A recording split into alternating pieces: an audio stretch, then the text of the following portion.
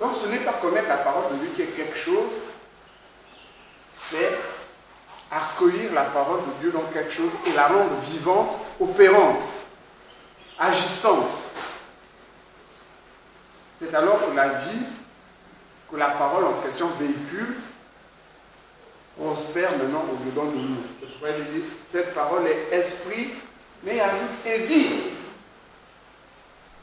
Elle est esprit et vie. Elle véhicule la parole de la puissance de Dieu, elle véhicule l'esprit de Dieu, et l'esprit de Dieu transporte en lui la vie, qui va maintenant faire prospérer au-dedans de nous.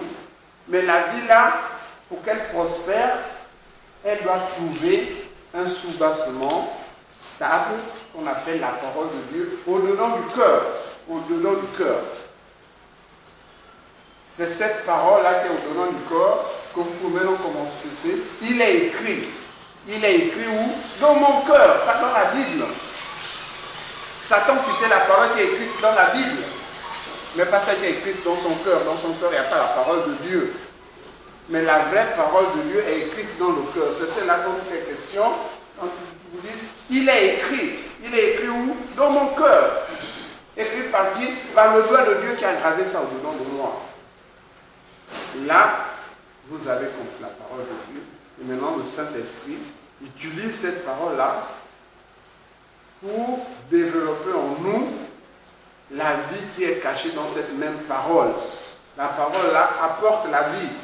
Mais la vie-là n'agit pas tant que nous n'avons pas pris plaisir de cette parole et que le Saint-Esprit l'utilise maintenant pour nous nourrir, pour nous faire croire. C'est alors que vous verrez que beaucoup de choses qui accablent votre vie vont commencer à tomber graduellement. Vous vous rendez compte que 2 ou 3 ans plus tard ou 6 mois plus tard, quelque chose qui accablait ta vie est parti. Mais tant qu'il n'y a pas cet attachement à la parole de Dieu,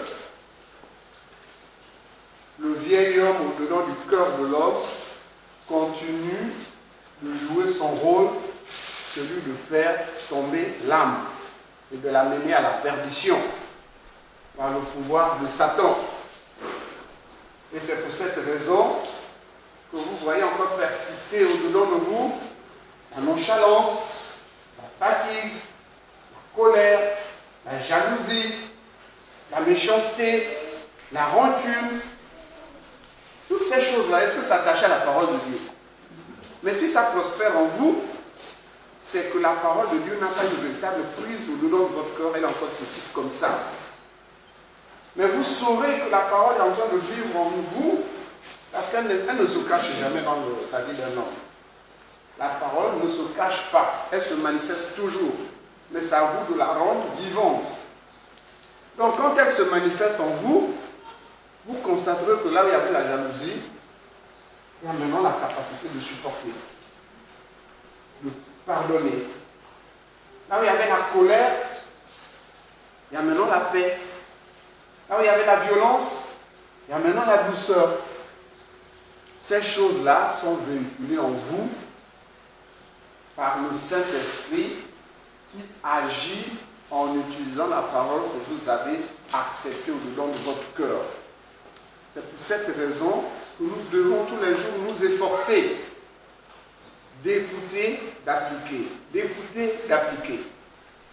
Mais pas d'avoir une oreille oublieuse. Vous voyez, l'autre jour, l'ancien vous a interrogé sur la femme adultère, Jean chapitre 8. On l'avait lu, tout le chapitre, du début à la fin.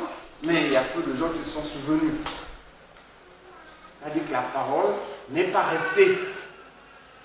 Elle n'a pas été gravée au-dedans de vous, elle est seulement rentrée dans les oreilles. L'intellect, le mental ou le cerveau, tout ce que vous voudrez, a entendu. Et comme le mental est oublieux, le corps de l'homme est oublieux, s'il n'a pas pris plaisir de ce qu'il entend, l'oubli est passé par là. Et le diable est venu avec son balai, il a balayé. Allez, jetez-moi ça dehors. Mais on a jeté dehors. Donc ne soyez pas semblables à ceux qui peuplent les églises, qui écoutent tous les jours la parole de Dieu, mais la parole là ne s'inscrit pas dans leur cœur. c'est la disposition du cœur qui fait que la parole est écrite ou n'est pas écrite. Donc on va reprendre la lecture de Jean, au chapitre 12. Donc c'est un chapitre charnière. Le chapitre 1, Jésus s'est révélé en tant que parole de Dieu. Ensuite, nous avons eu les noces de Cana, la rencontre avec Nicodème, la rencontre avec la femme samaritaine, la rencontre avec les incrédules de tout genre, les pharisiens, les sadducéens, les scribes, le peuple de Jérusalem. Le Seigneur leur a parlé abondamment. Quelques-uns ont cru, mais même ceux qui ont cru, le Seigneur les éprouvait encore. Leur donnait une nourriture un peu plus solide et ils s'écroulaient. Parce que la parole de Dieu se reçoit avec un cœur simple. Et c'est au point qu'un homme qui était aveugle né, qui n'avait jamais vu de sa naissance, c'est déjà un grand garçon, pour la première fois il voit et il croit. Et ceux qui voyaient, qui croyaient connaître, n'ont rien vu et n'ont pas cru. Mais qu'il ne soit pas ainsi de vous.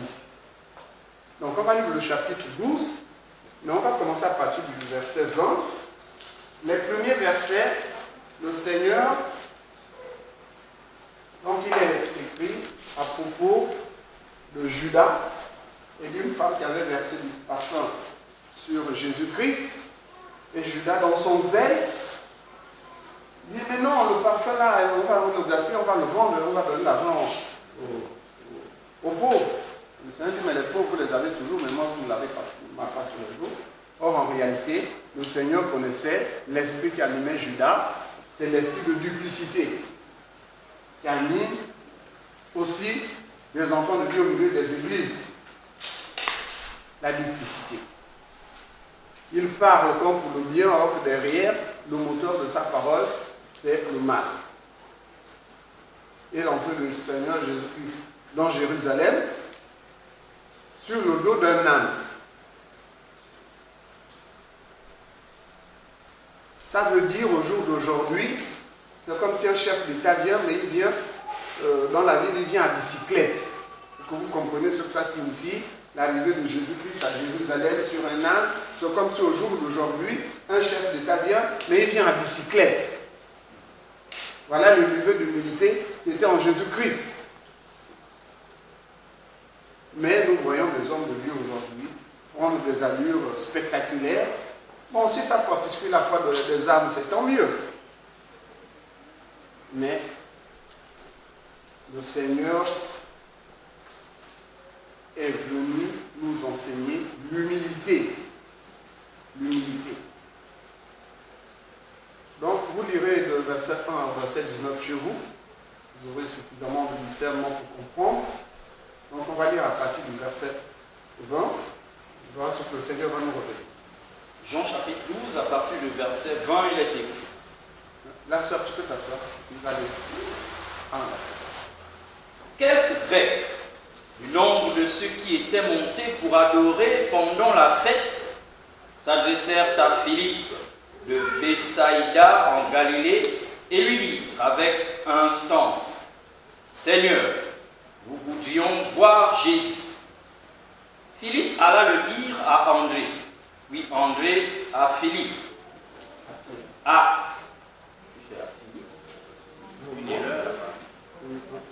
Philippe alla le dire à André. Puis André et Philippe le dirent à Jésus. Jésus leur répondit, l'heure est venue où le Fils de l'homme doit être glorifié. En vérité, je vous le dis, si le grain de blé qui est tombé en terre ne meurt, il reste seul. On va d'abord s'arrêter.